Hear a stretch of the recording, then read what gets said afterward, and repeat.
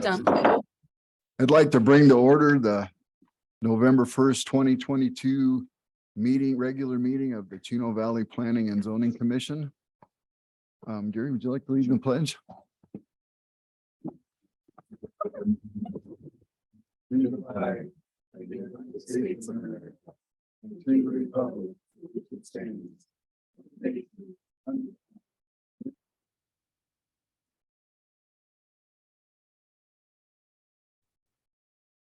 Thank you. Okay, so we have a full board tonight, so we won't do a roll call. We'll move to item C, the consent calendar, which tonight is approval of minutes for the October 4th regular meeting. And that looks to be about all that is in that. So I'd like, if anybody has any problems, I'd like to hear about it now. Otherwise, I'll entertain a motion to approve the consent calendar as written. I make a motion to accept the consent calendar as written. We have a motion and a second. Any discussion? All in favor? Aye. Anybody opposed? We're past that one. Okay, so we're going to move forward to item D, which is a public hearing. D1 TA-2022-09, a request to amend the Town of Chino Valley Unified Development Ordinance, Chapter 154, Section 3.40S, which is Open Space Resource Conservation District, to allow for the conditional use of large acre solar and wind farms along with their associated development standards. Will. Good evening, Chair, Vice Chair, members of the Commission. Will Dingy, Senior Planner here with the Town of Chino Valley. As read, the item before you is a proposed text amendment, but it's the discussion of that proposed text amendment for the modification to the open space zoning district for large acreage solar and wind farms. So just give some background here. Staff has received over the past year multiple inquiries, specifically from private solar farms or developers of solar farms that range in the acreage of 700 to 2,200 acres in size. All of these have been located kind of around the Old Home Manor area, but further east, out where all that undeveloped land is. Currently, town code only allows for publicly owned operations like the APS one on 4 South. That's a conditional use permit, and that's allowed through pretty much any zoning district currently, so long as council approves that conditional use.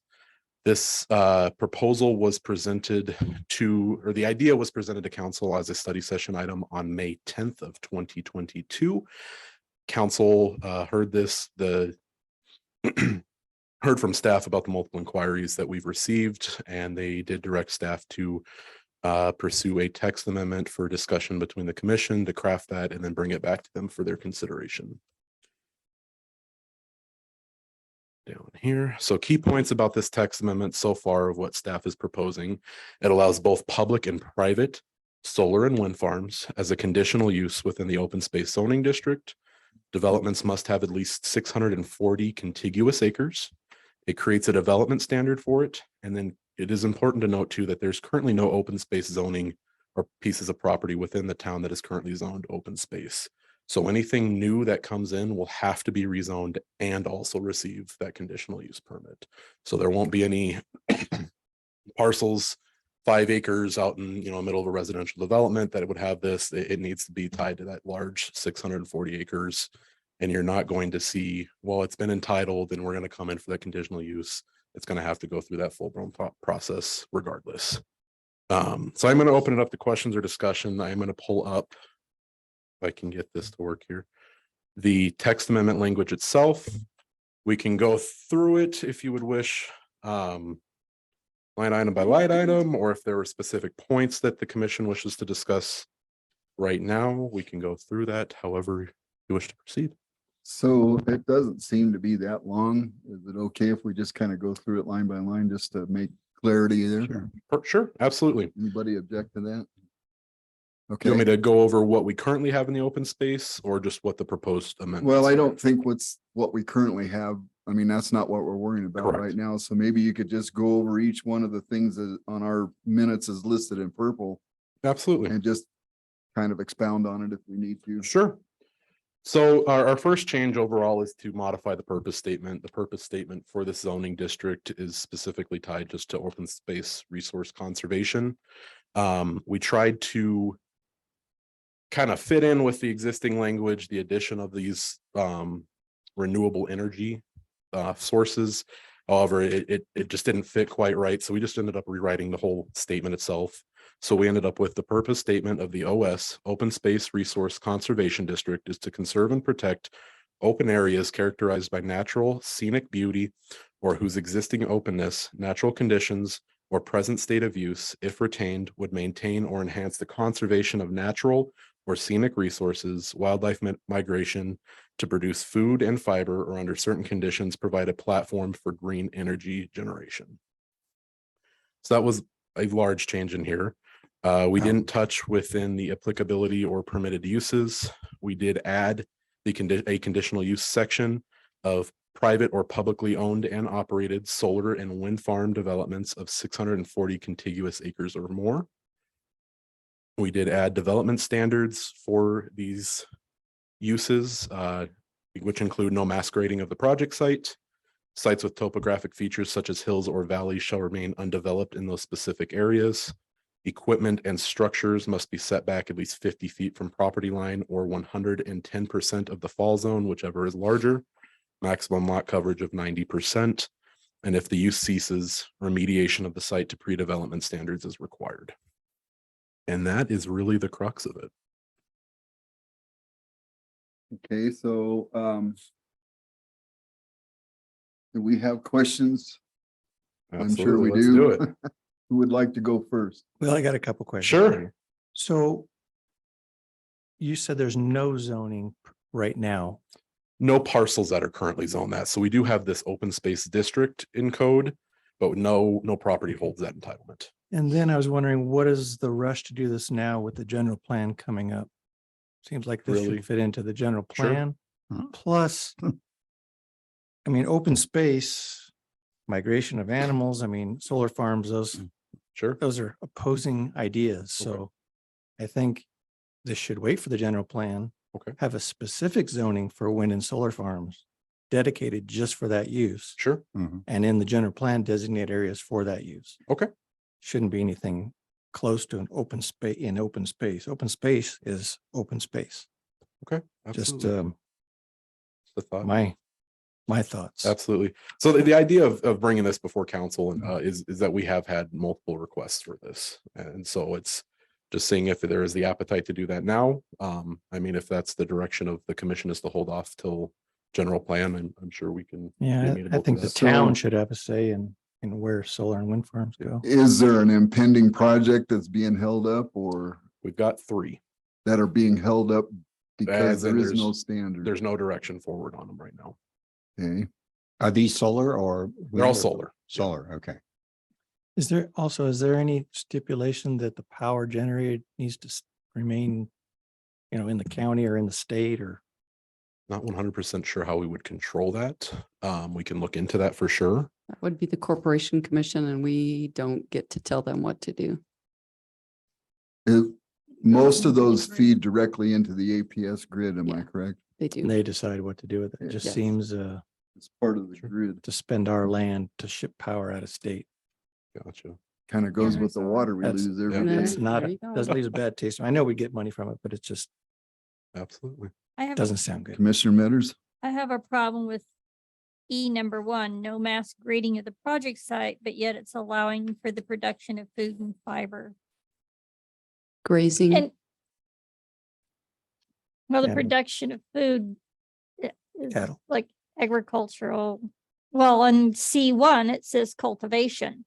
Cultivation implies that you've disturbed the earth. So these are specific to development standards for solar and wind farm only. I think the idea but was to permitted not uses- change the terrain drastically. Correct. So the idea is you don't get a 2,000 acre, solar farm and that incorporates hills, valleys, and they just mass grade the whole entire site. Okay.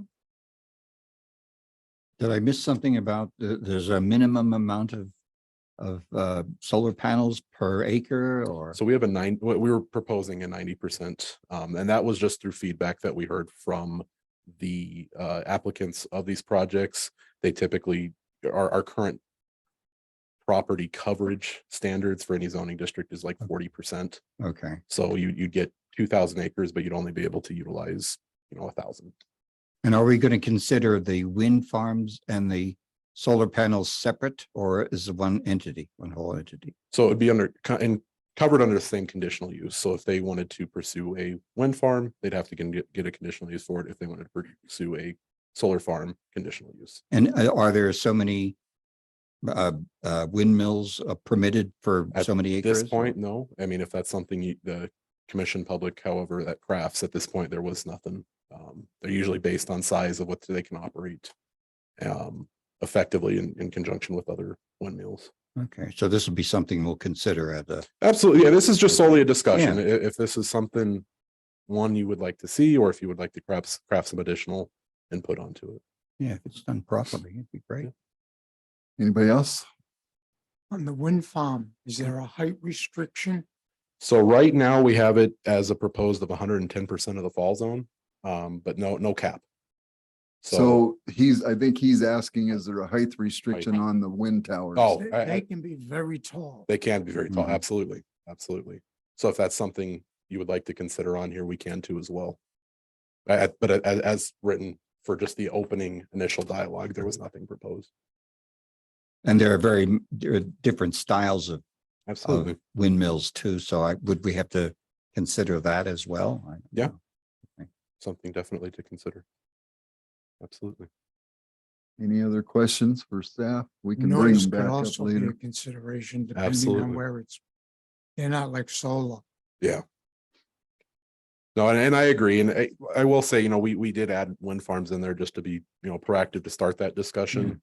We have within the last 5 years that I've been here, we've never been approached for a wind farm. Might even be good to limit it to solar only. Yeah. And that's absolutely a consideration. Traditionally or historically, Chino Valley had quite a few windmills, but Correct. they're smaller. And yeah, those would be outside of what this is. Yeah. The windmills are specific to well. So, I mean, the large idea too is that, we do have the allowance currently for if APS did want to come in and do a solar facility like the one on 4 South. Mhm. The way our code is written is that they can come in and do it in any zoning district with a conditional use. So it's to kind of limit that also, but then also expand this to private entities, which our code currently prohibits. And I know that the Extension Agricultural School Extension, Yavapai, they have some, they've been doing some work or research or something to do with wind farms. So Sure. I don't know, have we done any consultation with them? We have not. This is just first Oh, step, okay. is this even an option? Oh, all right. Any other questions? We can bring them back up later. Yeah, absolutely. We open up to the public and get their input. All right, well, thank you. Yeah. So we're going to open up for public comment right now. If you want to speak, please step up to the microphone, state your name. You have 3 minutes to speak. And I'll holler at you when you can come up. And you, sir, apparently are excited to talk. I am now John William Garden, the 4th Chino Valley Chair and Council. I had no idea. Minimum 640 acres, 2,200 acres in the town of Chino Valley or anywhere around here. This is a lot. When I went on the computer today, I did not see this. I just saw the one page that I pulled up that that this was going to be addressed. I was probably looking at something like the current solar farm that we have out just on the outside of town. But something this large, why here? I'm not going to say why now, but just why in this beautiful town of Chino Valley? We're growing so rapidly and so fast already. I think if you put this to a vote to the people in the town of Chino Valley, whether they lived here 40 years or 4 months, you get a 98% no. I firmly believe that in my heart and soul. This is reminding me of the big Chino project again that came out here 6 years ago. I mean, what it's going to do to our ecosystem instead of the water, what's it going to do to our landscape, and let other parts of the state and other parts of the country look for alternative energy sources elsewhere. I drive through the Chino Valley 3 or 4 times every year and I look at those windmills and it's sick. Most of the time they're not working, and when they're working, they're not producing near as much wind power as they originally. I used to live in California. I mean, they sold us a bill of goods on that. So yeah, I just hope that you really take this into consideration, because I think something this large a scale in our community, I mean, it just doesn't look any good from any direction. Thank you. You bet. Thank you. Okay, let's set some ground rules here real quick. I know you know the rules. 3 minutes, you're gonna wait till I call you. You're gonna step up, say your name, and Dee Dee's gonna hit the clock. I don't know where. That's why she didn't hit it. The timer for that? Yeah. Well, there's something up here that says digital something, but I don't know how to start the bloody. We'll thing. just, I'll just watch it on the. Okay. computer. Sorry. Yeah. You may step up to the microphone, state your name, please. I'm Rachel Verno. I live here in Chino Valley, Chair, Vice Chair, Commissioners. I've been exploring and focusing and keeping track of this topic ever since May and the study session. I was present for that discussion, and I do have a couple of concerns as to how this benefits our community. I don't know if the private companies are going to be leasing the land and what the term of that is, how that works. I would like to see if we allow these types of, I don't even know if you call it development or projects into our community. I would like to see the direct impact on our community be positive. So whether that is a contingency on something that in addition they need to do for our community, such as putting a solar warming system on our community pool so we can be open more months, or like we're working with APS right now about getting solar panels on the new police jail. I would like to see that. And if that's not possible, I would like to see the money or revenue that comes in dedicated to specific entities in this town.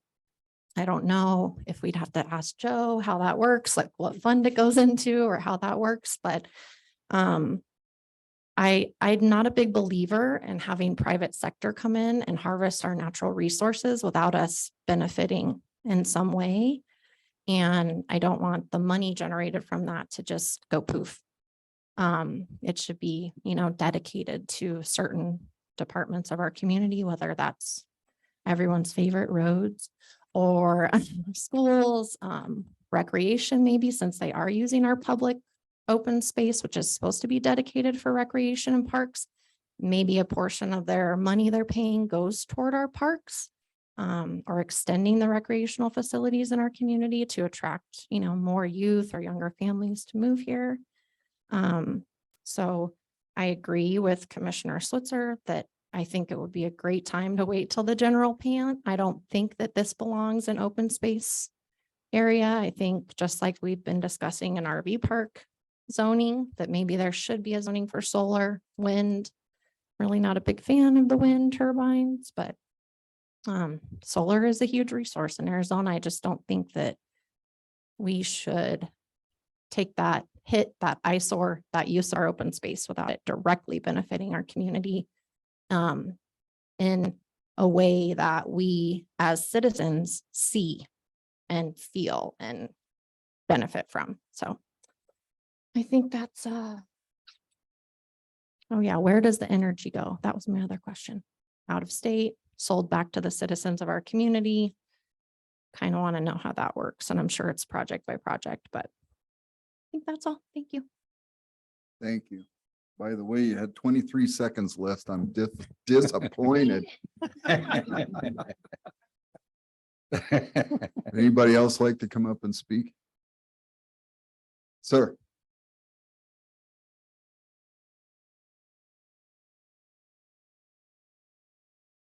Hi, my name is Anthony Griego, and I represent one of the projects that are being proposed here in Chino Valley. I work for a company called Environmental Resources Management. We're an environmental consulting group, and we're hoping to help our client, build a solar farm. in the future, they're looking to develop, they've been working on a agreement with APS or interconnection agreement for the last 2 years.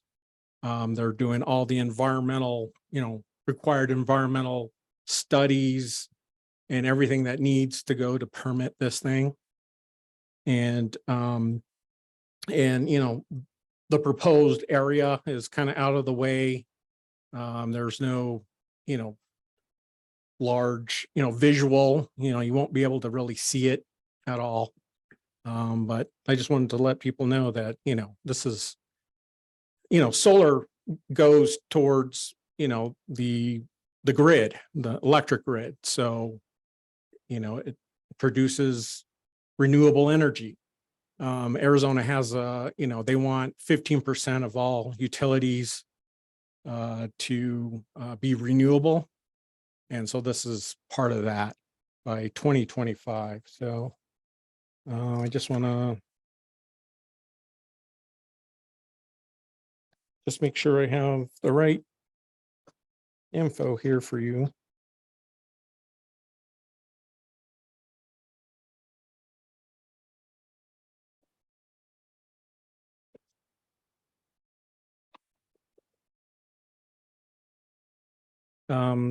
So, we can answer any questions, but I'm just here to represent a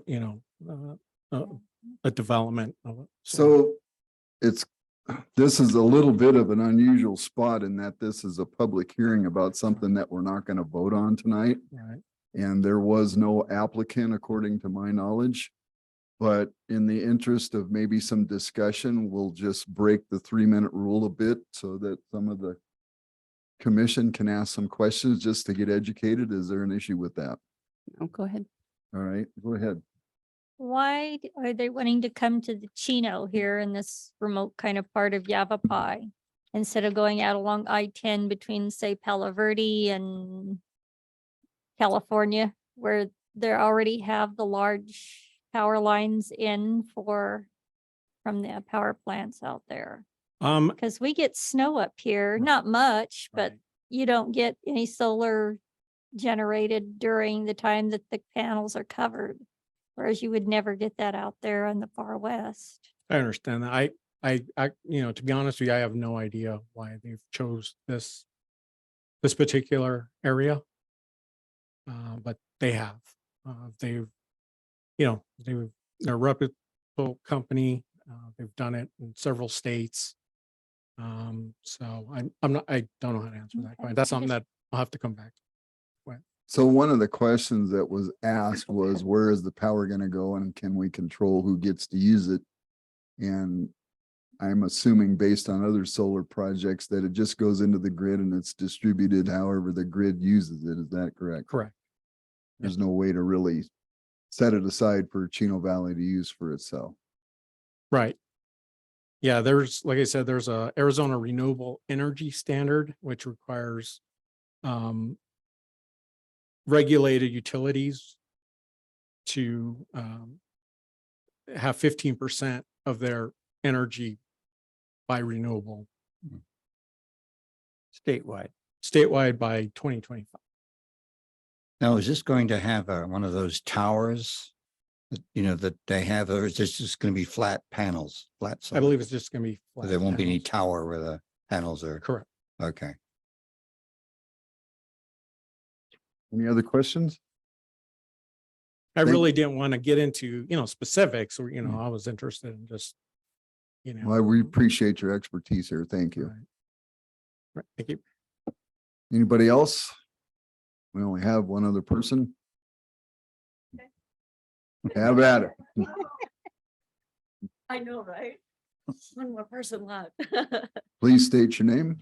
I'm Mary Seal and You can pull that right down to you. if you'd can I? like. All Yes, right, ma'am. awesome, nice. And I'm a resident here of Chino Valley. I agree. I think it should be part of the general plan. And since we're working on that right now, and I think there should be zoning specifically for solar and wind. I would like to state personally, I don't think we should include wind.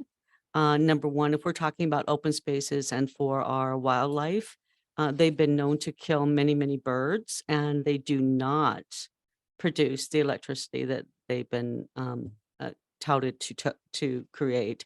And I do think that would really affect the look of our town. Um, and I also agree that if they are going to be doing solar, which I personally also don't like looking at that on the south end, and when I drive in there, I see all those solar panels.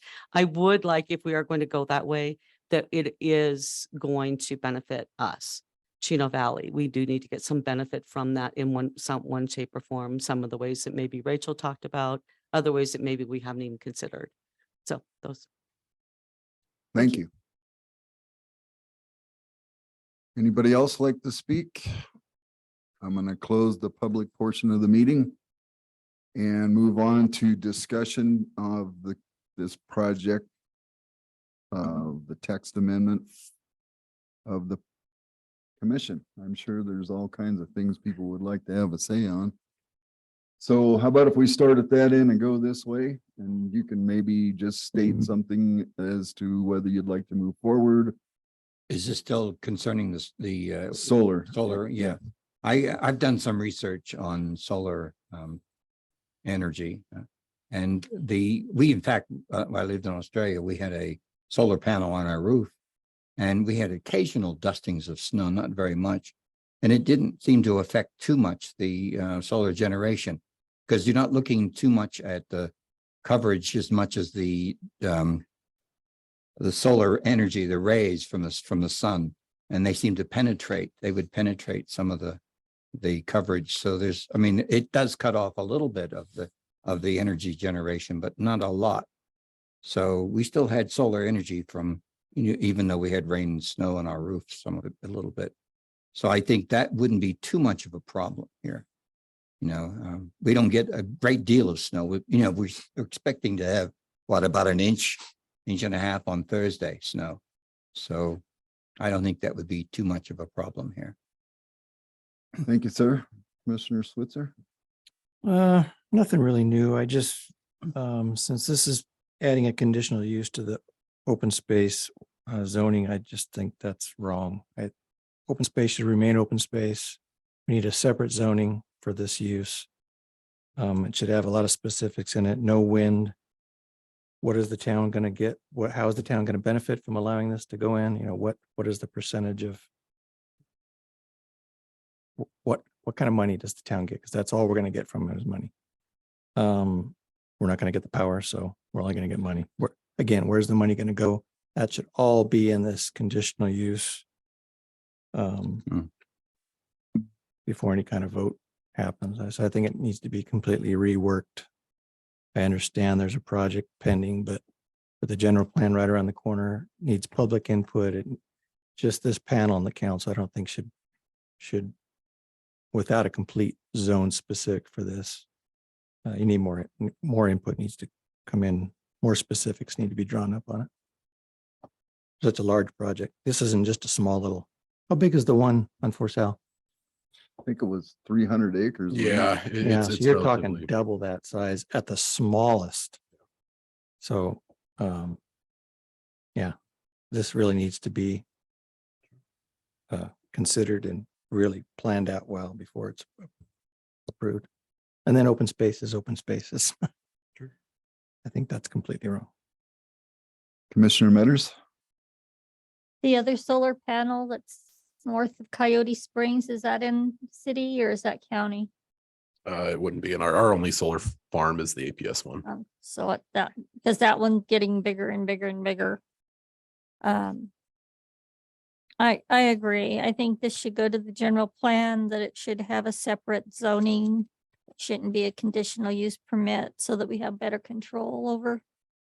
What It comes shouldn't, and or it goes. should It should be a conditional use. no, it should not be a conditional use on open space. It should have a separate zoning. And if For more control over. Because any business that comes into town, the town profits from taxes. We're not going to get any taxes off of this. So I don't see the benefit of why it should be inside of town limits. Let's go down and we'll come back. Does that work? Commissioner Pasiak, Vice Chair Pasiak, would you like to expound? Well, just one comment is, if we're going to wait for the general plan, we can wait for the general plan. That's only going to take 9 months to a year to get it through all the process. If we're going to have a separate zoning for it, staff can take that time to write the zoning. If we're going to have separate zoning, well, then the only way we're going to get that zone is to take open space, because I know we're not going to take residential and make that for solar farms.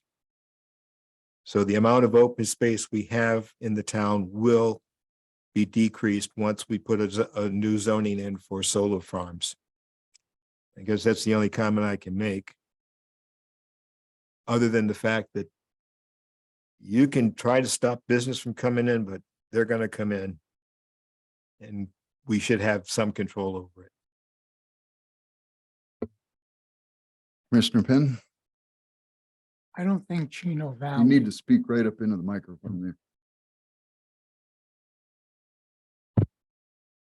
I don't think Chino Valley should even consider a wind farm. It really doesn't belong in this small of a community. There's too many negatives to it.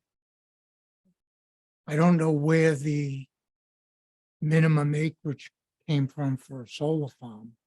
It's just based on the smallest and then what a section of land is 640 acres. And so that was just a starting point. So if somebody wanted to build one on 300 acres, would that be allowed? No.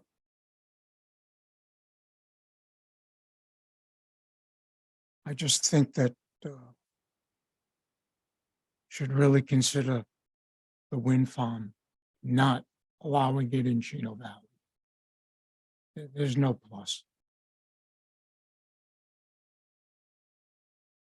Commissioner Welker, I'm just wondering about the designating an open space. is your microphone on? It is now. I was just wondering, if we designate something open space, are we ever going to be able to get it back to anything else? If it's private land and we designate it open space, how would they get it back to usable land if solar went south on them? I don't know. So to kind of comment on that too, the idea is that. Well, let's let everybody get it, and then we're gonna bring you up here and grill the pants off of Cool, you. let's do it. So, go ahead. Well, from my standpoint, I'm not in favor of the wind farm thing at all. I don't think wind farms belong here. They're unsightly. They probably don't work as well as advertised. And they do wipe out considerable amount of bird life around them. And I just wouldn't be in favor of that at all. In fact, if it ever came before the commission and I was on it, I'd just vote against it. And I know why you put it in there, just covering the bases. I get that. So it's not a judgment. It's just my feelings on it. Solar farms, I think that the town should benefit from them like any other business. And I see stipulations in here that work at bringing the land back to what it was if the conditional use permit ceases to exist. That's a good setup, but I think agreeing with Commissioner Switzer that the general plan is not that far away. There's a lot of discussion that we've had tonight just based on this quick look at it. And I think there's a lot more things that could be brought into the discussion that would fine tune it, which I know tonight was just the opening volley of talking about it. I get that. But maybe if we're this far away from the general plan, it might be a good idea to get more input than just ours on it. I think that there's just a lot of information that we don't have. That's my comment. So Will, if you want to come up, we have Absolutely. questions for you.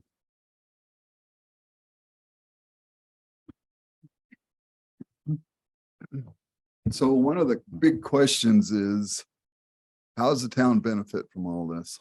And that I cannot answer, unfortunately. I can reference previous conditional use permits. There are a couple that are hanging out there that previous staff years ago, previous council years ago did approve for a certain solar farm up by Old Home Manor. They did have a condition in there that they were to improve a portion of the Peavine Trail pavement, landscaping. So I mean, there are things that we can condition to do physical improvements. But that's about as far as my knowledge is of that. I don't know, Lori, if you have the experience of conditioning certain other aspects. I think it would depend on what the ordinance was that we put together. And then we'd have to vet it through the attorney to make sure that there weren't any other court cases that countered what we were trying to do. So that would be a good piece of information to have, because it makes no sense to dedicate a bunch of open land that we could sit there and look at without solar panels on it and not get any benefit out of it other than supplying APS with power and this gentleman's company with revenue, which certainly is his right to generate that revenue. But the town should have some mechanism in place to document how much power is being generated, what it's sold at, and put some kind of tax on it. Just because it's a sale, it's a business making a sale in town. If I build a house in the town limits, we pay sales tax. I get it, but I'm not sure we could intervene with the Corporation Commission. And you may be right, which maybe means we just try to do our best not to have solar farms here. I don't know. I'm not trying to No, I totally set some understand. permanent barriers here, but these are things that need to be figured out. And I don't know, sounds just from hearing from everybody here that you guys can disagree with me, certainly, that it might be best if we table this for now and maybe send it to the general plan committee for discussion. I mean, that's not what you wanted to accomplish tonight, but I think there's too many unknown things. Yep, November 3rd is the next Well, general actually, plan the meeting. neighborhood, there's a community-wide meeting November 21st, but we're not going to be talking about that detail. at Right, and that point. I agree with that. I think that if it goes back to the general plan, you guys will probably make a whole discussion out of it with lots of input from many various stakeholders in it. And I don't think we can do that tonight. Yes, sir. That would be a question of mine also, because this may not even be a general plan thing. I mean, general plan really doesn't do zoning. It doesn't So do this anything. may be us and the council making this decision as far as creating a special zoning district for this and everything. It may not even be a general plan. General plan doesn't designate zoning districts. But So it would need to fit Yes. in the categories. in the general correct. So that would at plan. least let us know areas. But I mean, what I'm saying is the general plan Create. doesn't have the power to create this zoning. And So- that's great, but I also don't think, and I think you would agree with me on this, is that we just don't have enough information tonight to do much Yeah, with it other so- than to ask a bunch of questions. I Well, agree. and I think That that was was the our whole idea. goal. Yeah. And we wouldn't have even brought it forward, except we have had 3 different firms with massive acres come in and we're like, So We're not ready for that. one of the questions is, this land, it belongs to the town of Chino Valley, correct? This open space no, land, it's No. within the boundaries of the town. but it's privately held Yes. land. Correct. Yeah. Okay, so why are we calling it open space? Because that is a category that we can classify land. It's just a zoning district, just like SR1, SR2, the way we have set up.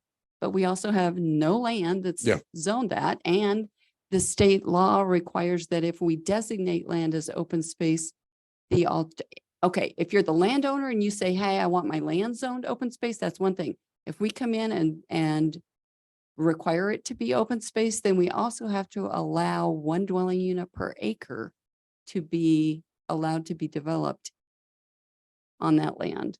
That's why I think it should be a specific zoning that the landowner comes in and says, I want to turn it into this zoning district so I can put a solar farm on Yeah. it. And then it's going to come with all these open space seems kind of Regulations like the and wrong rules. way to come at it, Yeah. I think. Well, Completely the to me. idea was that it could also be a land holding opportunity. Yes. And solar panels aren't on the ground, they're elevated so that you could get the pronghorn moving through and other ground animals could move through. We don't allow them to mass grade so that we still have hillside, we still have vegetation, we still have natural water flowing wherever it flows. And in 15, 20 years, when the panels are, they've seen their life cycle, then they pull everything up and restore what it was that they disturbed. And you have basically what you had there before. They generally like to fence those in though, don't they? Well, we could require that they don't. Yeah. Can I ask a That's question? all things that need to consider, but We have private water companies here, then, don't we, that they own wells, private wells? Do we tax those or do we get any benefit from the water companies that use our water? I absolutely no We idea. are Well, so it's not not the our water water, experts. it's their Yeah. water. Well, it's their water, but is there some sort of, I don't know, tariff or anything that we? We are not the water experts. That would Sorry. be Okay, utility I was subcommittee, thinking if yeah. we can do that with water, then we might be able to Different do that. sets of with- rules. Yeah. Yeah. So But again, most of this is dedicated or decided by the Corporation Commission, am I correct? So that would be information that we would need to have as part of our education Yeah, here. study. Yeah. when we're happy to dig deeper, and I think that you guys have given us some parameters that are Absolutely. no-goes, and that helps us. We'll have conversations with the general plan consulting team on how they've managed that kind of a concept in other communities. And see if they give us some ideas. We may get some ideas and bring them back and just have another Well, conversation. that's all we can do Yeah. is talk it through Yeah. till we get it figured out. Correct. So And we'll all look at our planning and zoning magazines to find out. There we go. Go online. okay, so Has the ranchers that own the land out there, have they been consulted if they even want their land? I to be think that they designated? are agreeable. They all are, all the projects we've seen so far have been land sale. Nothing's, well, actually, no, one was a lease, but they all have property on either permission or that they were under contract. To purchase it? Correct. Wow. So one of the things I'd like to maybe send a clear message out to whoever's we're sending them to is, do we all agree that wind farms are pretty much a no-go? absolutely.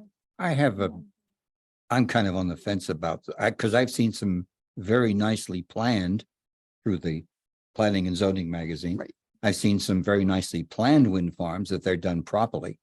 But then, yeah, that mess in California, you drive through Palm Springs, that's terrible. It's really an eyesore. How But they about on they this end of can the be done table? properly, I think. And we've got eagles here that fly Yeah, that's true. from Watson Lake up to Del Rio Springs. They have a nest they've had there for years that they follow. So, So consensus is we're not happy with wind farms. At least how they're presently. Built, Built. designed or Yes. installed or Yes. how they're 'Cause used I or think that what the in other power is parts they of the do. world, there's other technology that's so much better than what we have Yeah. here. And it's more efficient in a smaller space and doesn't have the wop wop, Yeah. stuff going on with a big school bus on top of a 300-foot pole. It doesn't work that way in other parts of the world. I envision those being sold as condominiums here in another. 15 years. Just like shipping containers. Yeah, that's those- That ride at Disneyland that you go up and go over and drop down, the big stairs. So do we all feel like we've given it our shot here for tonight? Sure. So, Thank you, Will. yeah, no problem. So we come to item E, which is a mini training about due process, how to be fair. Who is conducting that one? So I'll be sharing with you about due process, and due process means that you have to be fair as planning commissioners. So there are 6 things that are generally looked at for fairness. And let me share with you that the courts have said very clearly that local government's decisions in planning and zoning don't have to be wise, but they have to be fair. I would like you guys to make wise decisions and fair decisions, but the court lets you make not wise decisions, but you have to be fair about how you do that. And so a lot of that is stuff that we're already doing, and I think we're doing really well.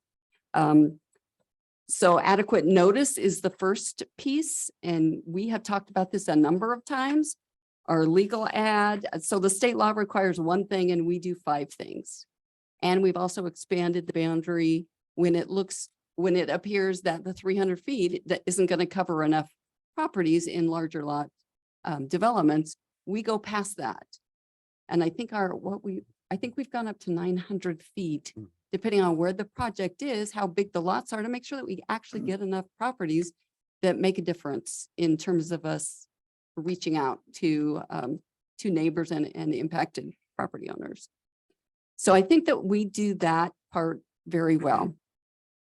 The second part is advanced disclosure, which means that our staff reports and the things we pull together, the stuff that the developers give us to put in the packet and the stuff that we do in our process is all in our staff reports, and those staff reports are available.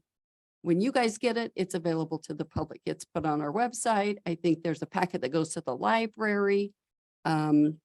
And so if people are following and they care, they're going to know where to go to find this stuff, and it's available. So there's no secrets in our department. Everything's a public record. Everything's open. And so unlike the attorney's office where everything's locked down, that's not how we work. So when someone starts a process, if anybody comes in and asks questions, we open the file. Right, Rachel? And we'll spend whatever time we need to talk to whoever has questions about whatever this project is. And so I believe that there's enough advanced disclosure based on the timeline that we have and the information that we get. It's important for people to have the opportunity to be heard. And I think that the chair does a magnificent job of being fair and patient and kind with people who maybe are not patient and fair and kind when they come up to the podium. And I mean, I admire you so much because you are able to maintain that when I've seen and been in a lot of meetings where chair and commission members don't do that. And it bodes well for this group because you are the professionals and you are listening and you are being fair. And so that helps people understand and feel like they've been heard when you're able to not throw like for like when people are angry. And so I just want you to know that how you are managing that, and especially the chair and the acting chair when he gets an opportunity, that's really important in the eyes of the law. So the next piece is full disclosure.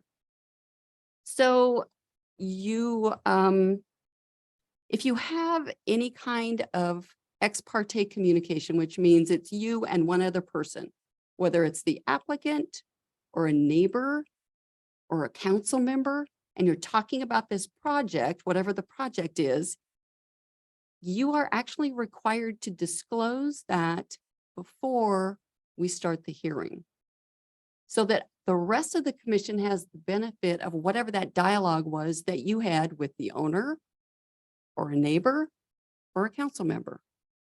So it's not just, ooh, one of us knows something and nobody else does. That's not how we work. That may be how politics works. That's not who we are. And so we need to make sure that if we individual council members, if maybe an applicant called you and you had a conversation, make sure you declare that. And I'm going to put a spot in our agenda to remind us that we need to do that. Yep. Thank you. And so that the chair will ask, did anyone have any conversations? However, we're going to word that. And if, oh yeah, the applicant called me, here was the kind of conversation that we had. He said this, I said that. Okay. So then it's like everybody was in the conversation. Everybody gets that benefit. And that goes for council people or any member of the general public, town Talking- staff also? Talking to you, well, we're staff. Anybody talking, because we're not going to try and sway you one way or another. Other people are going to be trying to convince you of For something. the influence part. Yeah, Okay. we're just the facts folks. And trying to give you enough information so that you can make an intelligent, wise decision. Wow. So- 2-for-1. So we will be doing that before our next case that we're making a decision on. Just because I'd heard some things and it occurred to me that you guys have grown so much with the training that you've had, but there's still so much that we have to go through. And so this is another one of those layers of pieces that you get to put in your education and knowledge threshold of being a planning commission member. The next piece is the opportunity for you and people that show up that are interested to be able to ask questions, make statements, challenge the person proposing and the people that are opposing or supporting. So we're not, there'll be some attorneys that'll come in and they'll try and make it like a murder, trial. That's not what we are here. We're all just looking for information. And so we haven't had that yet here. I've had it before where it's like, they try and pin you down to, you can't ask that, and you have to do this. And it's like, no, we're fact finders. And so if someone comes up and says, hey, it's X, you guys have the right and the responsibility to ask them questions. And you do a good job of that. The same is true of the applicant, which is why you ask them questions. If someone from the audience is questioning something that the applicant said, they need to ask you. And then, of course, you ask the applicant to respond. So you don't, have a one-on-one kind of Right. argument out in the audience. I don't like that. You lose not control productive. very quickly. Yeah, it's not productive. That's right. Too many times emotions get involved in those kinds of conversations and we can't, the facts become muddled among the emotions. And we can't be an emotional board. We have to be a factual board. Sometimes you have to put your emotions in your back pocket. And sometimes you have to practice that. The last thing is that you need to avoid the appearance of impropriety. Whether you are doing something wrong or not, you have to avoid that appearance. With me as a planner and a certified planner, I have a set of ethics that I have to follow. And one of those is I can't do anything that appears to be a conflict of my job. So a court in Washington said in Smith versus Skagit in Skagit County in 1969, the right to be heard implies a reasonable hope of being listened to. The right to be heard in a public hearing contemplates that although the legislative body may, in finally deciding the matter, draw upon all kinds of sources of information, including the opinions of experts, the hearing must be conducted as to be free from bias and prejudice. It must not only be open-minded and fair, but it must have the appearance of being so. And so that ties us back to that disclosure when you've had a conversation with someone, whether it's a neighbor or the applicant, so that you've disclosed everything. And so there's no hidden secrets. Everything that you know, everybody else knows, it's disclosed out here at your public hearing. And we've got a recording of our meetings and we also have minutes of our meetings. So anyone can come back and rewatch or read the minutes. And you have kept your board above question in terms of what you know and how you're making your decisions. So there's my training for today. Thank you. Is that it? That's it, sir. Thank you. So we're gonna do one of those things that you just talked about where I and Commissioner Welker are going to step down and sit in the audience. And this is concerning the action item that's on the agenda, and Commissioner Zamudio, you'll come up and sit here on this one item only. Correct. And Vice Chair Pasiak will take the meeting over. And then when this item is done, we'll step back into our Correct. regular position. So the reason for this, for anyone who is watching, is that this item was heard as a public hearing at our prior meeting. and the chair and Commissioner Welker were not here. And so we're putting the same people that heard the case back up to discuss and work through the conditions and make the decision. Considering that we played hooky, we'll just go sit in the audience and be good boys. Vice Chair, you're in charge. And Vice Chair Pasiak, you might want to ask if anyone has a disclosure that they'd like to share before we get started. Is this the discussion about the proposal by Derek? Yeah, I must disclose that after the meeting last month, he asked me a few questions, after the meeting, and we were discussing that. And I said, I reiterated what I said about contacting the college here, agricultural college, and get more information. He said, would you mind writing that down? So I says, no, okay, as a private citizen, not as a, I don't know that I guess we can't separate ourselves. Sorry, you're not. Duh, You're a commissioner. But I did that thinking that as a private person, and I just wrote down some ideas that he could use for his, for his proposal for his horse rescue, because I thought it was a great idea. And so it's mea culpa here. I didn't realize that it was not supposed to be done. So I apologize for What that. you know now, Now I know, yeah. So I'll slap myself or something. Yeah. you don't have to do that. Is it, I mean, I know it's probably improper then. So have I done anything to mess anything up with this, or? No, but I would suggest you not do that again. Yes, I won't. Thank Okay. you. Thank you, ma'am. I spoke. Okay, I spoke with, Does anyone else have a disclosure? yes, I spoke with actually both, the actual gentleman who is running the Munster farm, actually the father. I was driving by there to see it and to see what the pictures were and everything. And then I talked with the family next door. And speaking, we talked about the ideas, what he had in mind. And I told him, I love your idea, but we have to see what's going on. And so the family next door, I saw from their side of view, what are they talking about as far as what they don't like about the property, what they don't like about the smell, what's doing to their yard, the fencing, all that. So I look at that to see on both sides what they're both talking about and what the discrepancies are on both parties and what they want to have. And so I did see with both parties on that. And they're right by my house, so I drive by that place every day. And so I see it and I see what it is and what they've done. So I did see that. All righty. Is there any problem with us when there's some sort of development being proposed?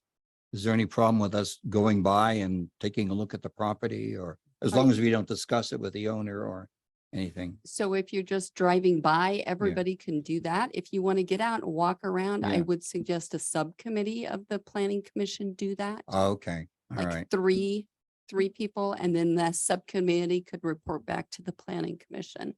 Okay. Is that going to be in some sort of rule book or something that we get, or is that something Well, I we? just gave it to you. Okay. All right, All All right. thanks. Will, do you want to give a presentation? I will give a presentation, Vice or Acting Chair. Alrighty. Hate to interrupt you, but I also. Oh, spoke to- okay. All right. Okay. I spoke One to- more disclosure. Yeah.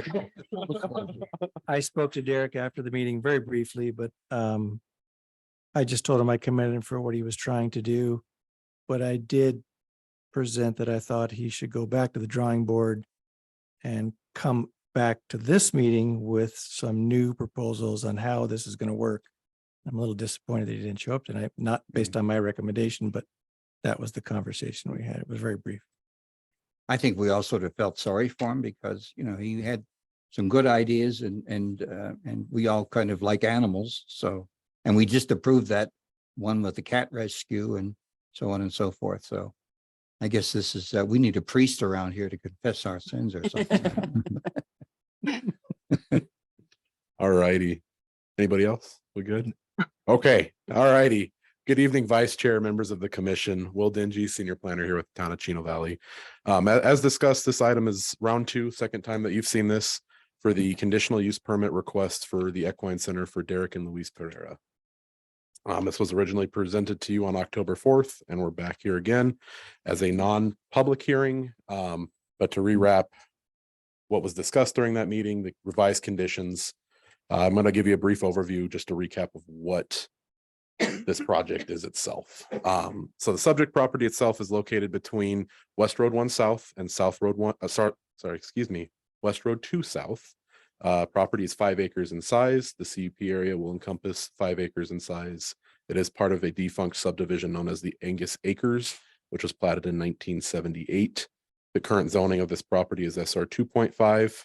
Currently on this property as a permitted land use is a single family residence, and then also the keeping of livestock. The existing unpermitted land uses are the Equine Rescue Center, and then the sale of hay, manure, straw, and other donated assets.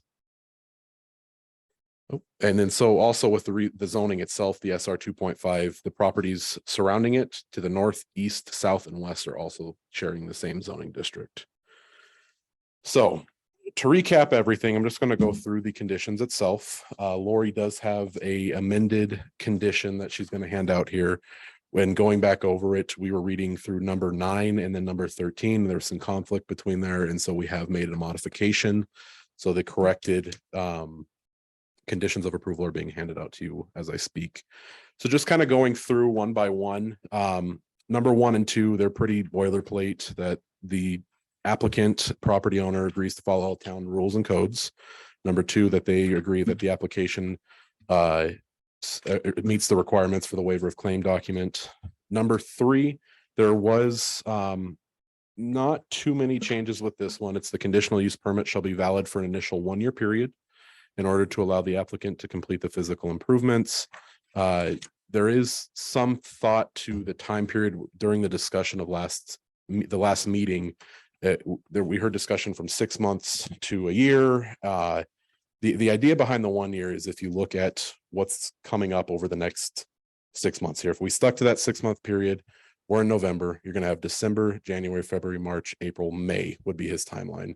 You're looking at all of our winter challenges that we do hit, our snow. So giving them the best benefit of the doubt, we would recommend a year, but again, that's at the commission's discretion on this. Number 4, this did change substantially as well. The original proposal was for 70 on this 5-acre site. Commission discussed and recommended 30. And then with the caveat that in a state natural disaster, a declared natural disaster of the state, county, or town, that this limit of 30 can be increased to 50 for a maximum of 3 weeks. And then after that 3-week period, the horses and cattle must be reduced to the maximum number of 30 or returned back to it. Number 5, hours of operation. This did change. Hay sales Monday through Saturday. Previously, it was from dusk to dawn. We did set that limitation in there from 7 a.m. to 7 p.m. Likewise with the equine rescue activities, except it is Monday through Sunday, 7 a.m. to 7 p.m. Veterinary emergencies are still considered exempt. Nothing really changed with number 6. The applicant, so 365 days a year, the applicant shall feed or remove manure from the pit, from their stalls. The manure must be removed off site every week, can't be spread on site. The applicant shall provide water, shade through shade structures, adequate fencing, and the applicant shall maintain adequate fly control through bagged or biological methods. Number 7, the applicant shall provide parking. That wasn't touched. 8, provide bathrooms. That wasn't touched either. Number 9 is that revised one. The site shall be inspected once a month by the town to ensure conditions are being met. Number 13 will take that place, but we'll talk as we get there. 10, on-site property identification signs will need to follow the residential sign code. 11, applicant shall maintain the 501c3 status for the rescue for the CUP to remain valid. Must get a town business license.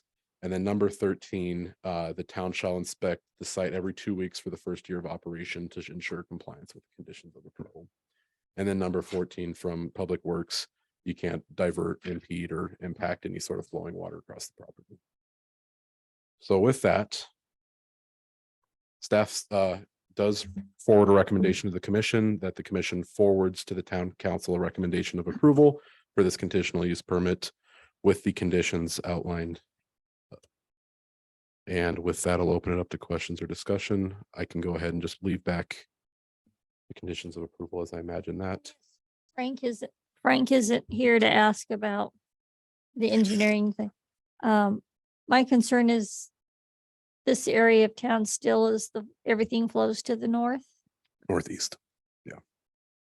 So I know that was one of the people that stood up last time and was complaining about when it rained heavily that the manure and stuff flowed onto their property. So that has to continue. The water would have to continue, but the idea is that they're cleaning up the manure on a daily basis and then removing it from site weekly. So the idea is that as long as they're doing that, that shouldn't be an issue, barring, some water event on that same day that they haven't cleaned out the manure for that day. Okay. I have a question about, horses are sort of special animals. You wouldn't consider them cows or cattle, and, people give them names and so on and so forth. Is there any requirement that he register the horses that he gets? Is there some sort of, Nothing from the town Register- perspective. Okay. They might have one as a equine rescue or something like that, but that's nothing that we would. they get would involved keep in. names and type of horse? I'm or sure that breed? there's a level of registry with them, due to their shot records and their immunizations. and But the whatnot. town doesn't require that. No. Okay, I wasn't sure. So a couple things.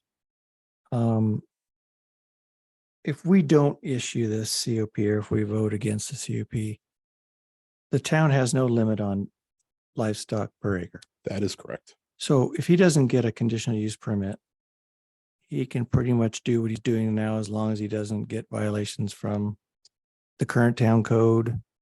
So in regards to keeping of the livestock, yes, but as far as the sale of hay and everything, that would have to cease, and that's an actionable code enforcement. Correct. But I mean, as far as the equine and Mhm. livestock, Yeah, there would be there's nothing. no limit or anything. And as long as he's not getting violations of code compliance, then he can keep doing. Correct. So I'd like to see a conditional use permit to get this under control. Sure. I did Google Maps and looked at the property. I drove by again, and I'm really suspect on, I asked at the last month's meeting it's a 5-acre parcel, but what's actually the usable acreage for livestock actual? Sure. And he guessed around 3.5. I don't think it's 3.5. It depends on how it's used. So Yeah.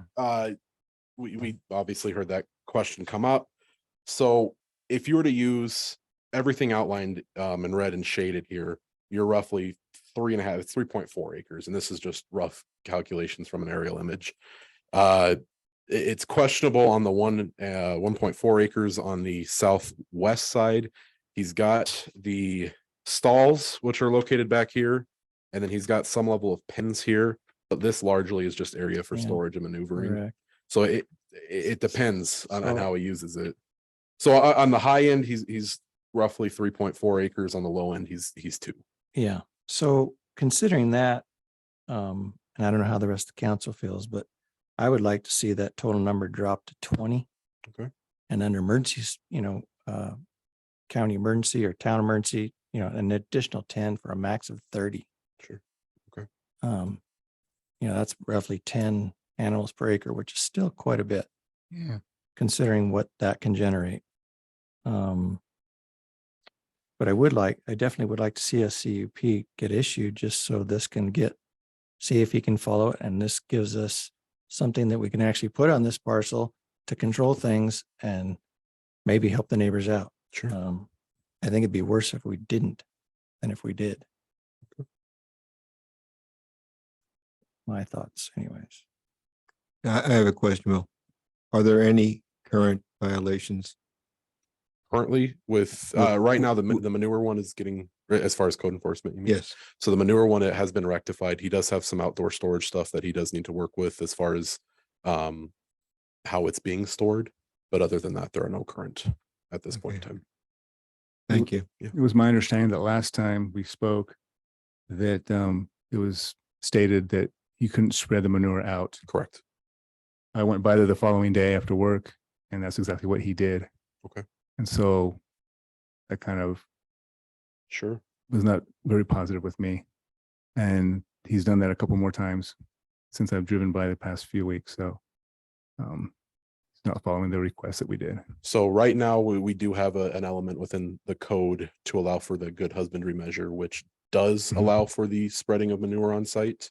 With the conditional use permit, it would prevent that.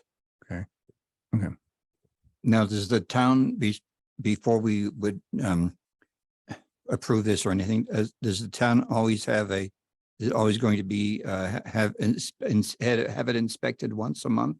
Was that a normal procedure? There's really not anything No. normal about that. So there was one. nothing Yeah, like that, or correct. inspecting it at site every 2 weeks? That was Correct. that's so. That's something historically. So that has to be in this. Okay, I Yeah. see what you mean. All right. Yeah, Will, I have another question.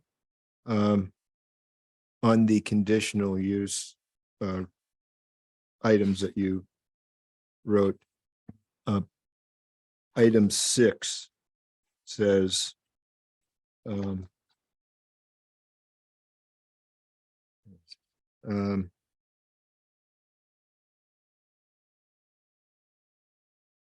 can't when I want to find it, I can't find it. Just give me a minute. Sure. Yeah, item 6. Applicant shall maintain the on-site livestock, and it says horses, cows, other split hoof animals, swine and poultry. We're looking at a equine rescue. That is So should we be entertaining swine and poultry? And at the last meeting we had, he said both the poultry and swines were off the property. So I know the swine are for sure. I do not believe the chickens are. Well, if I remember correctly, he stated they were both off. So I'm just wondering if we should, in addition to saying maximum of 20, and then on an emergency basis 30, should we be looking at saying no swine? I realize that it is in an SR 2.5 that you can have 1 per acre. But he's looking at getting a conditional use so we can put conditions. So restrict the swine to nothing, correct? Okay. Yeah, I would say swine and poultry so that it's, you want an equine rescue, you've got equine rescue. Okay. And then my other question, would this be setting some kind of a precedent if we approve this? As far as the use, Yeah, would somebody else be able to come in with a 5-acre parcel in a residential area and say, I want, and I've got a conditional use?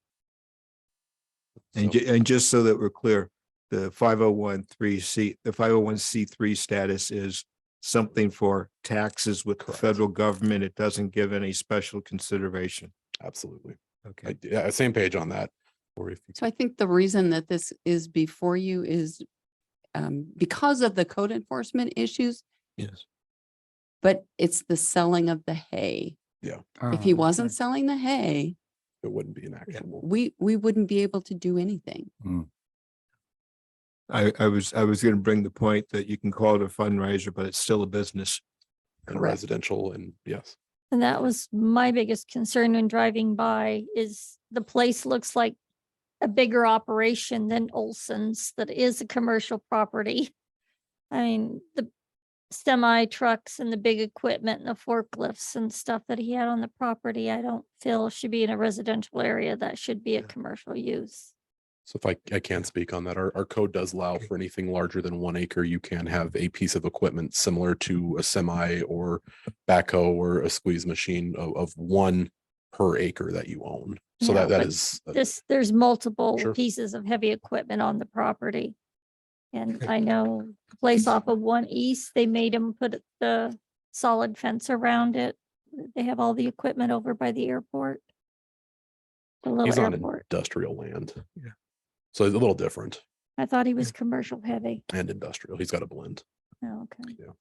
And then without the CUP, you can't restrict the amount of animals. He could have 50 and he's still going to bring in a ton of hay to just feed the animals. So selling hay with 20, that doesn't really bother me. I mean, the amount he sells to keep his head above water and support these animals, he needs the income. So I think as long as you keep the animals down to a reasonable level, that's going to keep the neighbors happy.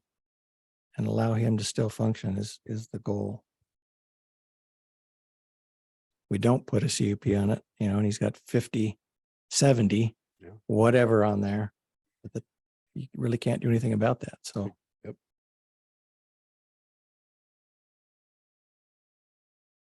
Are there other questions for staff? Does the commission need to have a discussion? Vice If Chair. we don't approve something, then you're saying he can do whatever he wants. As far as the quantity of livestock kept on his property, with the exception of swine. There's yes. no consideration for the surrounding neighbors. Our code doesn't allow for the cap of any sort of horse, cattle, or anything other That's than a swine. wrong. and then that's another thing is staff going to look into. Yeah. I mean, what if the future, if we move forward with a code, Yeah. Sure. That would, two per, what would happen to the conditional use permit if the town implements a code for maximum amount of animals per acre? That would be smaller than what he was approved for. Well, he still Yes. has his CUP. Yeah, so that would So supersede he would that. and the town couldn't change the conditional use permit So it would be valid for the 5 years. for the 5 years. If it so gets after to five, that, correct. that's not the end of the world. So, No. but I think the town should go that direction. I think town of Chino Valley should have a code stipulating Some sort of control. how many livestock per I- acre. that was the direction given last meeting. Yeah. To look at that and to also look at the noise ordinance, which Absolutely. is not something planning and zoning does, like going to have to see if the council wants to send it out to someone to look at. But Is that something that? and that that's going- the conditional use is he has it for 5 years after the first year, providing he maintains all the Complies, right. conditions. Correct. So That's something I can talk with the town manager about. is there any other discussion that we need? I have a question regarding this. Would passing this, because his business plan to me is not where it should be to Sure. bring it abroad for Yeah. us. Will he be required to maintain the staffing like I had mentioned before? Because my biggest concern is to actually take care of the horses the way they should be taken care of. Like that with the structures, well, all that stuff. Because to me, it's not there now. And Correct. my thinking is, if you're going to do this, you better have your plan already out there. And there's no contingency plan on theirs either. So if something goes wrong or something doesn't happen, what's the backup? How's it going to affect the area and your property if it's not being done? What's going to happen? To me, that wasn't brought up, or that nothing was even in place. So to me, that's my question. Will they be required to do that, to have something like that in place? Have a backup for it, Yeah. or if that's something the commission would wish to require of the applicant, we can The condition. reason this. why I make it a strong point is Sure. because the way he presented his plan last time was not solid. There was no real direction or set defined way of running his business. Sure. And I'm not against him doing that, but just have a good plan in place. Mhm. Absolutely. He relies on volunteers. And when he was here, there were no volunteers. Whether it was due to COVID or whatever reason, there's no volunteers. If he gets hurt on the property, you can have all the rules and regulations and inspections you want. Nothing's going to get done. Sure. He's the only person. This whole thing is wrong. He and his father, I think, are running it, aren't they? I believe one of Yeah. them. Yeah. Yeah. But, Unfortunately, that's out of our control. So Yeah. Yeah. by putting a CUP on there, we're doing the most we can do under the Control. circumstances. Without a town code to limit the amount of livestock, at least with the conditional use permit, he's got to follow all these stipulations or he doesn't get the permit. Right, and he And comes then- back in a year. Yeah. And we'll see how he's done with the reduced number of animals. Mhm. Maybe he's able to keep that up. I mean, I agree, there's no plan to do that, but without this, it can only get worse. In my opinion. Lori, correct me if I'm wrong here too. If the town does decide that it's time to install a cap limit on large animals, it's not retroactive. So if a property has Correct, 70 Okay. horses correct. Oh. and we then install say 3 per acre, we can't say, no, you can't do that. I mean, he couldn't add any more. He'd just have to dwindle it back down. So it's that horse has left the gate on those. That couldn't be written into the use permit. Case law doesn't let you do that. You Yeah. changes in the zoning code are not retroactive. The only thing like that that's retroactive is building safety, fire safety code requirements.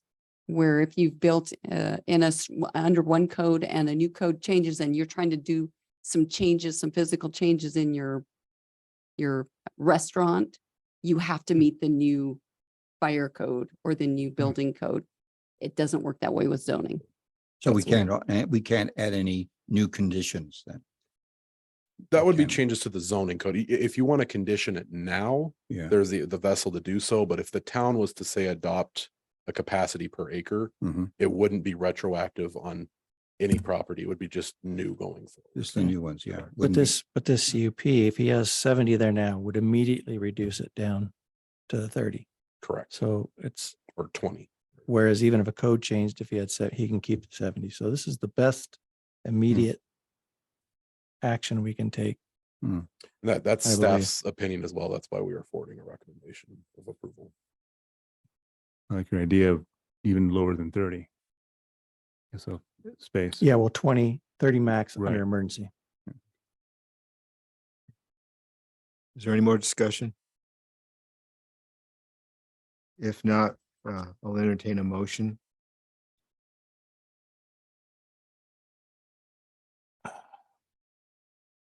I would make a motion to recommend approval of conditional use permit CUP 202201 as presented, other than the change on item number 4 for on-site of max of 20.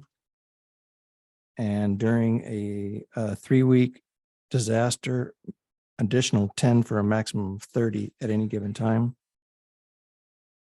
Provided the additional information provided during this hearing and the condition of approval is written.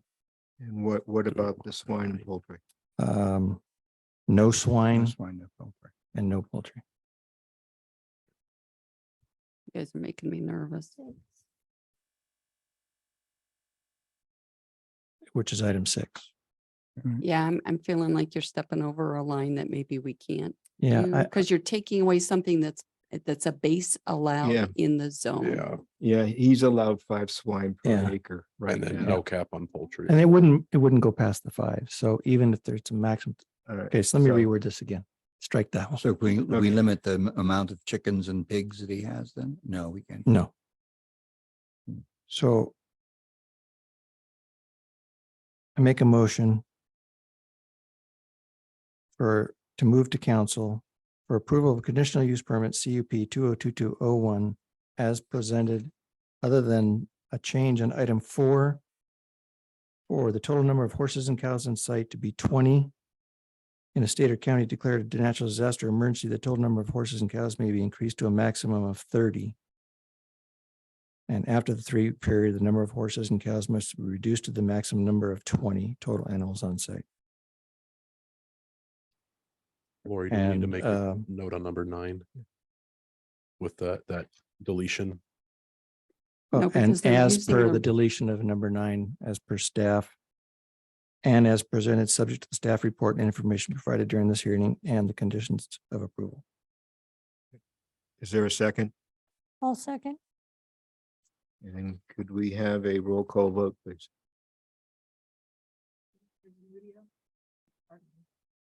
Nay.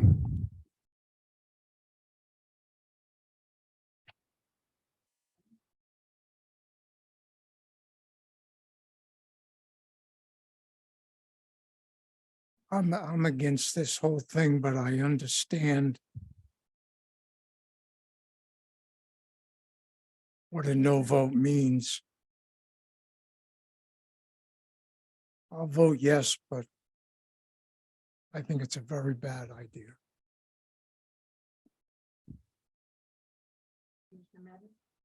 Aye. Aye. Commissioner Somerville, Aye. They put a gun to our head. Do that. Vice Chair Pascal, I don't like it either, but we don't have any control right now. Aye.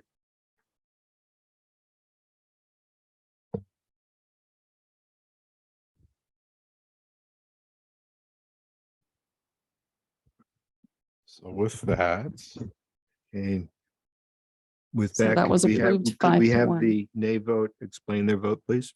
Yes, my very straightforward. I feel the plan is not solid. It is not fit for being presented at this time. There's no contingency plan. And I feel that it should not be in the residential area. Those three things specifically. Thank you. problem.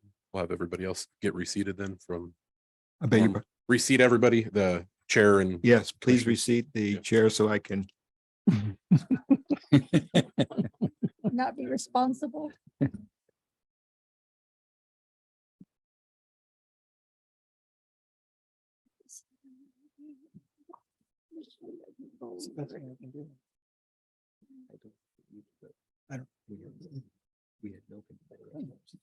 Can we present this to him and he turns it down?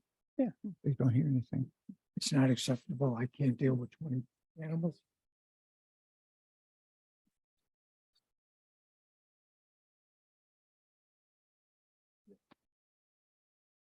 All right, moving forward, being reseated into my fun seat.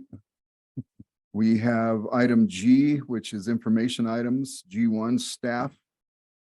Council action on prior P and Z cases. yes. So at the last meeting, planning and zoning meeting in October, I drew a blank on what the previous council action items were.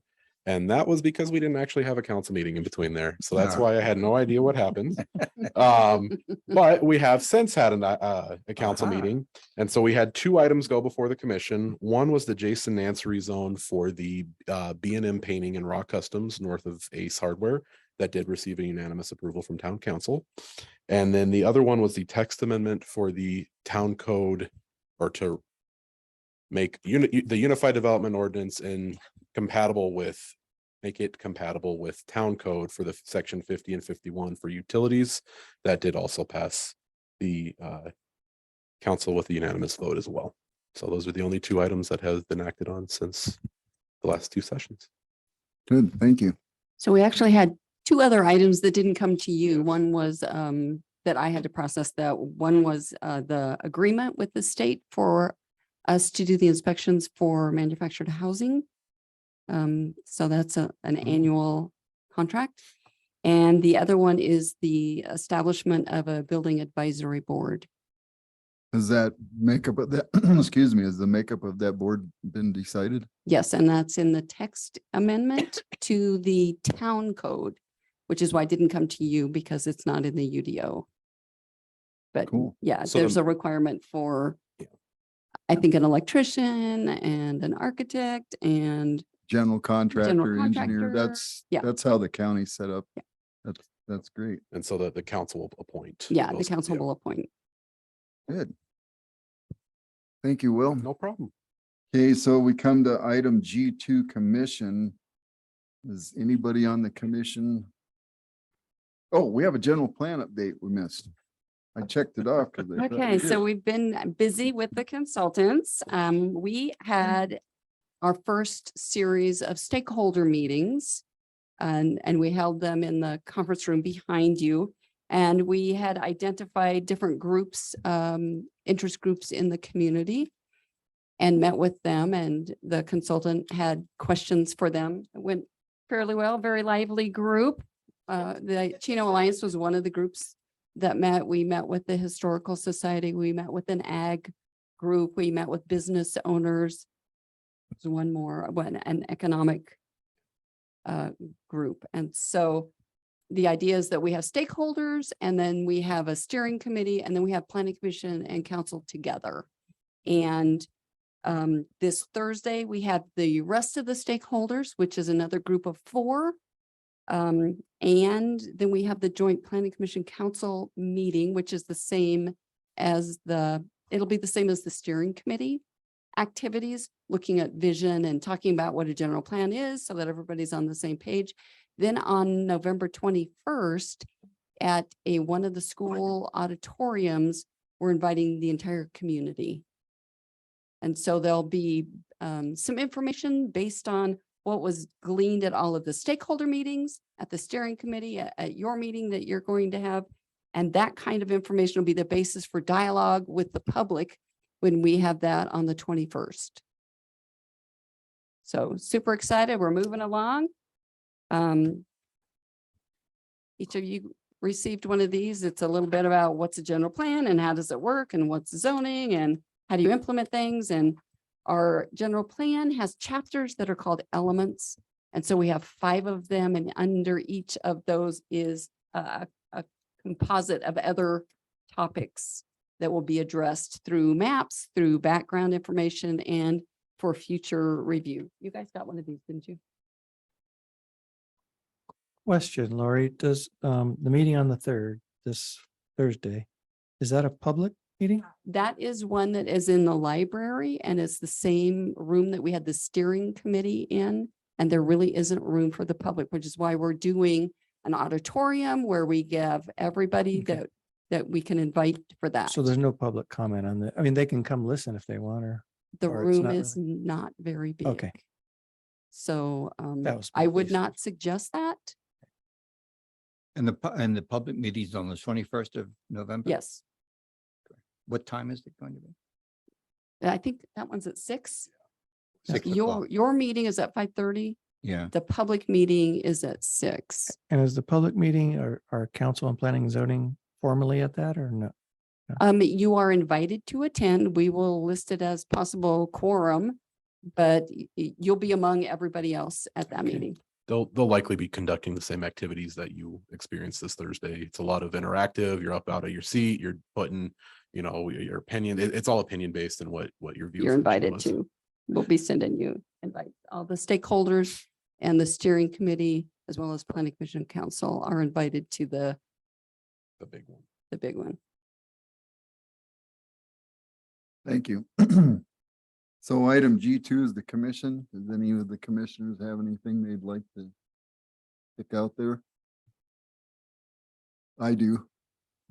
So just a reminder for everybody, next week on Tuesday is our election. There's very huge things that have to be voted on. I know that everybody is upset with the way things went the last time we voted, but that is no reason to give up and not vote this time. Your vote is important, no matter what anybody tells you. It is our right, dedicated by the men and women who fought for this country.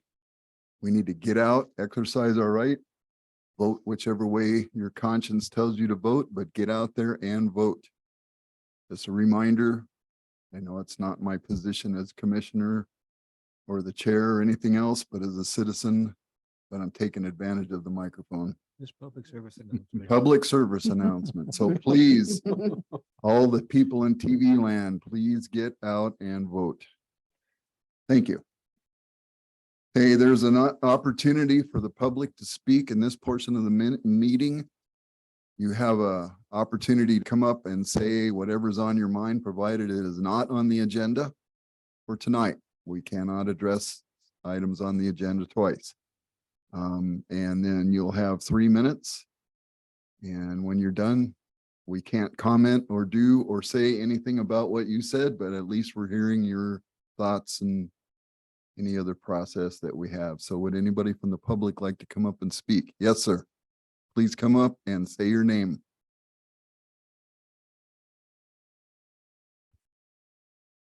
John William Garden, the 4th chair and town council, or We're the I don't know, planning and planning zoning and commission. zoning, We correct. work for those guys. I like what you said about get out and vote next Tuesday. I mean, it's our God-given right. And it took me about 3.5 weeks to read all 317 pages Yeah. on the 11 amendments. I've never seen this many amendments in a midterm in my life. And they're real sketchy. A lot of them addressing amending a lot of our state constitution too. So I urge everybody to, if nothing else, go to that book and look at the arguments for and the arguments against, if nothing else.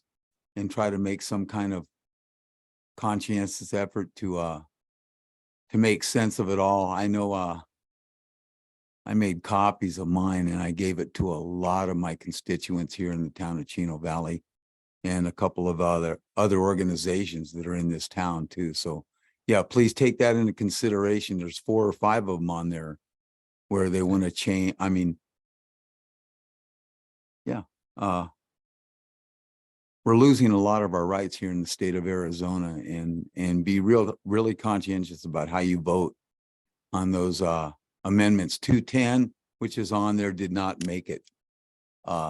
If you read 210 and you just look at how much they want to amend in the state constitution, I just don't think they could have they didn't get enough votes for it to get on the ballot next week. It's in the book, but it's not on the ballot. Thank you. Exactly what he said, ditto. Anybody else like to come up and have their say? Yes, ma'am. Rachel Furno. I'm so used to the public portion being at the beginning, so from council, but I just thought I'd get up and say that I'm really proud of you guys. And from coming to the meetings in January and like having this whole experience with civic engagement and getting to know everyone in the planning department and just completing Citizens Academy. You guys don't get a lot of credit. You're not getting pay raises like other people. I know you don't get paid at all.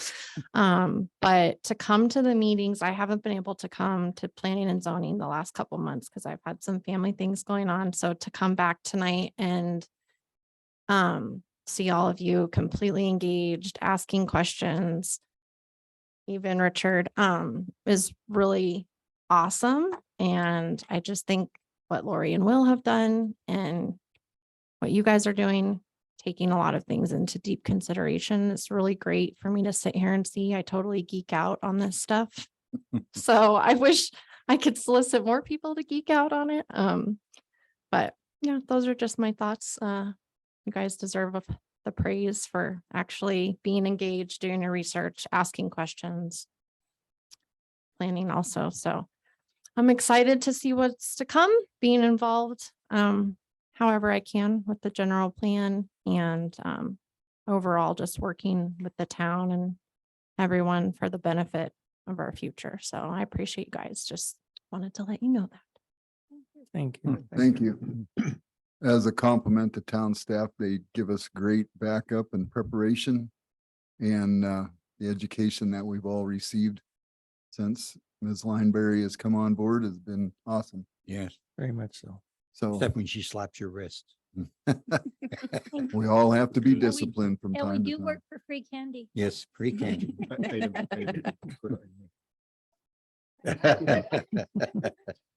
Anybody else like to come up? All right, so I'm going to close that portion of the meeting and get to the part we've all been waiting. I make a With motion bated to breath. adjourn. I need to get it done, huh? I second. All in favor? Aye. Thank you, everybody.